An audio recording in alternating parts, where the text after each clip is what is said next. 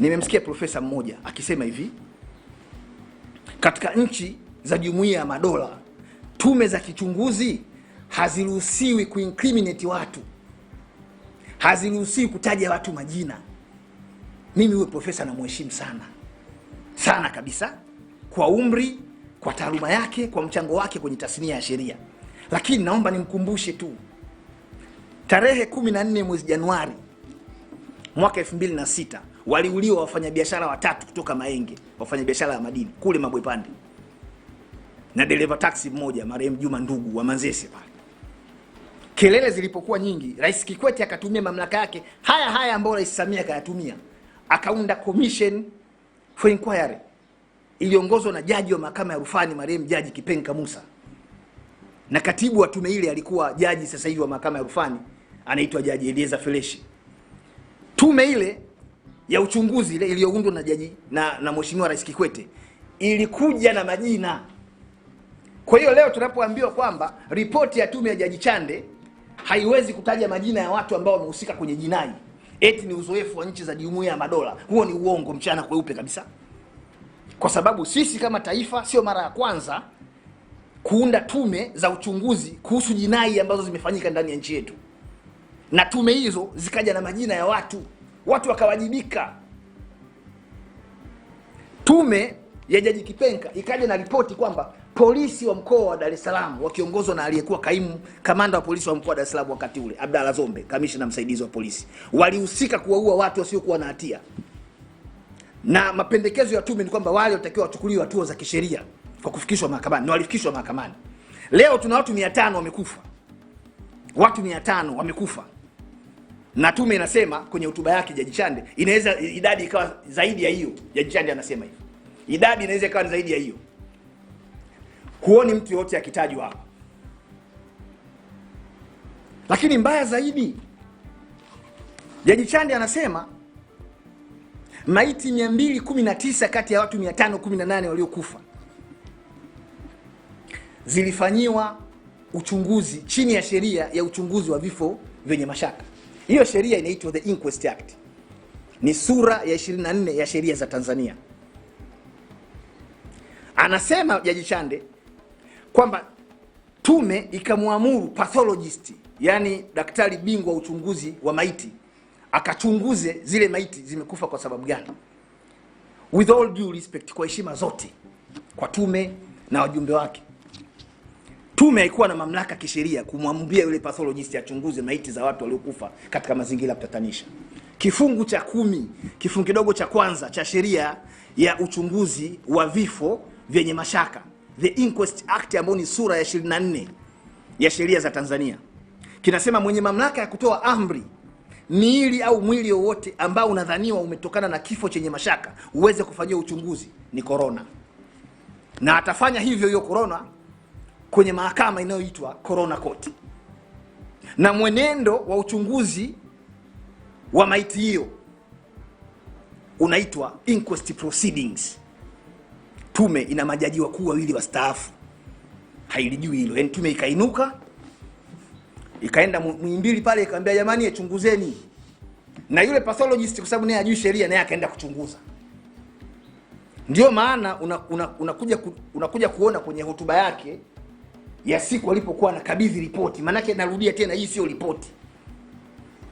Anasema baadhi ya maiti zilikutwa zina ncha, vifo vyao vimetokana na ncha kali.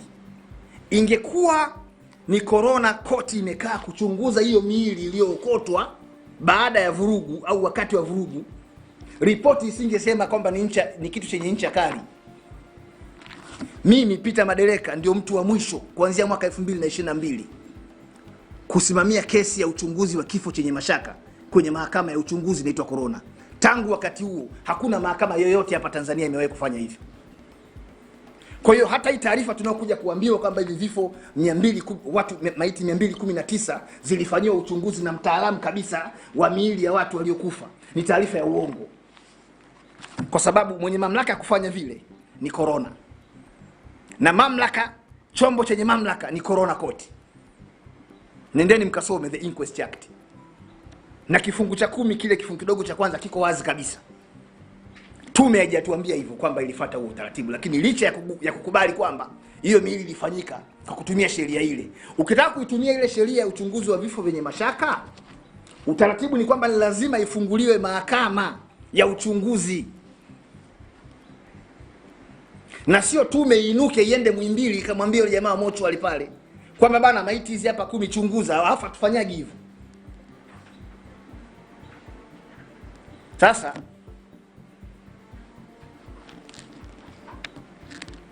hilo nitaka niliweke wazi kwamba huo utaratibu uliotumika ndio ukazaa hii taarifa. Huo utaratibu wa kufuata sheria, na ilitegemewa kwa kuwa tume iliundwa kwa mujibu wa sheria, yote ambayo yangefanywa na tume yalitakiwa yatokane na sheria. Hata idadi ya hivyo vifo, idadi ya vifo inatajwa katika ukurasa wa 25 mpaka ukurasa wa 26 wa hotuba ya mheshimiwa mwenyekiti Jaji Chande.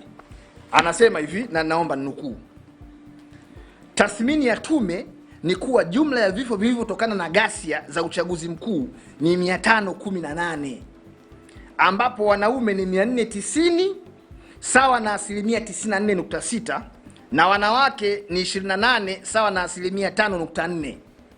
Vingi kati ya vifo hivyo vilikuwa sio vya kawaida, unnatural.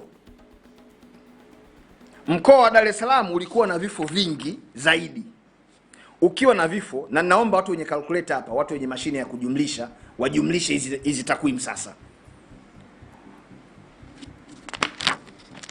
Mkoa wa Dar es Salaam ulikuwa na vifo vingi zaidi, ukiwa na vifo 182, jumlisha hapo 182, ikifuatiwa na mkoa wa Mwanza vifo 90, Mbeya vifo 80 na mkoa wa Arusha vifo 53. Ukijumlisha hizi namba hiji 518. Kwa hiyo hata hii namba yenyewe ni ya uongo. Namba ni ya uongo. Yaani 182 jumlisha 90 jumlisha 80 jumlisha 53.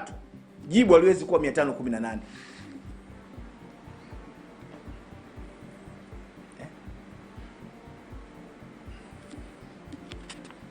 Sasa niwarudishe nyuma kidogo.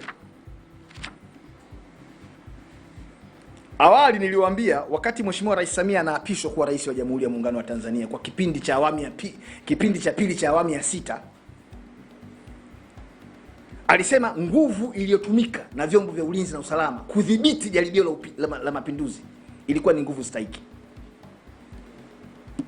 Tume inatuambia kwamba polisi hawahusiki. Yaani una nchi ambao kuna jaribio la mapinduzi linataka kufanyika, jaribio linadhibitiwa, mapinduzi yanashindwa, afu unaambiwa vyombo vya dola hata vihusiki. Sasa aliyedhibiti yale mapinduzi ni nani?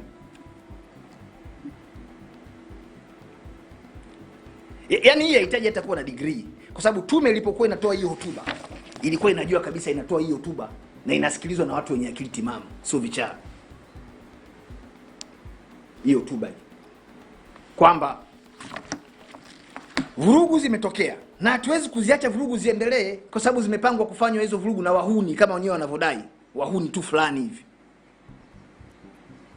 Vurugu zinadhibitiwa. Wanaoweza kudhibiti vurugu ni majeshi yetu sisi. Na watu waliokuwa wanafanya hizo vurugu hawezi wakawa walikuja mikono mitupu. Tuamini hivyo, maana tumeambiwa walikuja na mawe na marungu na mikuki na mishale na silaha za moto. Hawa walidhibitiwa na nguvu ilikuwa ni stahiki, na mwisho wa siku vikatokea vifo. Unawezaje ukasema jeshi la polisi au vyombo vingine vya dola katika eneo hili tu kwamba havihusiki, licha ya kwamba nguvu iliyotumika ni kubwa au ni ndogo? Hilo ni jambo lingine, lakini unawezaje kuviondoa kabisa wakati rais anavipa sifa na sisi wananchi tunatakiwa tutoe kongole, kwa sababu vinginevyo tungekuwa tunaongea mambo mengine. Ripoti inasema vile vyombo bana vilikuwa vihusiki.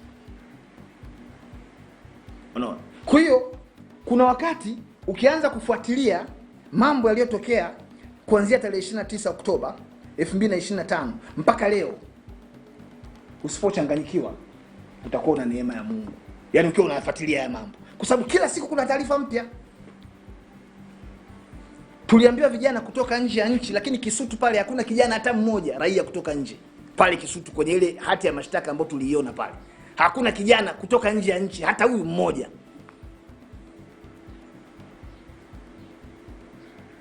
Na mimi siwezi kuamini taarifa za kuokoteza. Mimi naamini taarifa rasmi zinazotolewa na mamlaka sahihi ya serikali ambaye ni Mheshimiwa Rais. Kwa hiyo utakuta hapa idara ya uhamiaji hapa ambayo inahusika na udhibiti wa mipaka na namna gani wageni wanaweza kaingia na kutoka, lazima iwajibike. Tumeshaambia kuna watu kutoka nje waliingia, kuna watu walipwa fedha.